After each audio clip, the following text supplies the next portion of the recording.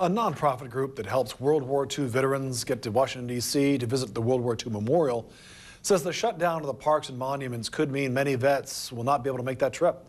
Honor Flight is a national organization with 5 chapters in Oregon, including one in Southern Oregon. As Newswatch 12's Ron Brown reports, it's already had tickets purchased for flights booked for those trips. And this week, they may have to be canceled. For many World War II veterans, getting to the nation's capital to see the World War II memorial is the dream of a lifetime. With the barricading of those memorials during the current federal shutdown, that dream trip could become a nightmare. Our big concern is if it's not settled, if everybody just has their feet planted, we will have to cancel. I can't see, and I think the vets would agree with me, and I know the Guardians would, that we can't spend $50,000 on this trip to go back and do a drive-by of their memorial. Yakupat says some 900 Oregon World War II vets are hoping to make the trip just this week. Over 3,500 nationwide this month, and another 800 or so next month from Oregon.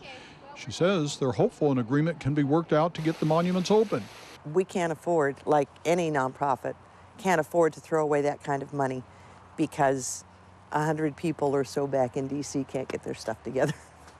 One trip from Salem and Eugene is scheduled for this coming weekend. She has a group of 50 vets and more than 100 people altogether set for the middle of October, and 3 more flights planned for next spring.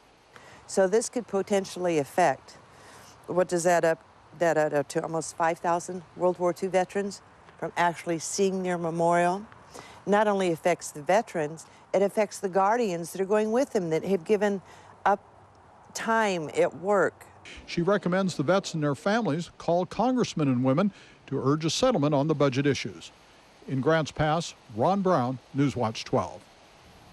Yakupat says that the Southern Oregon hub, as it's called, of honor flights has taken 800 to 900 veterans to Washington, D.C. since its first flight in June of 2010.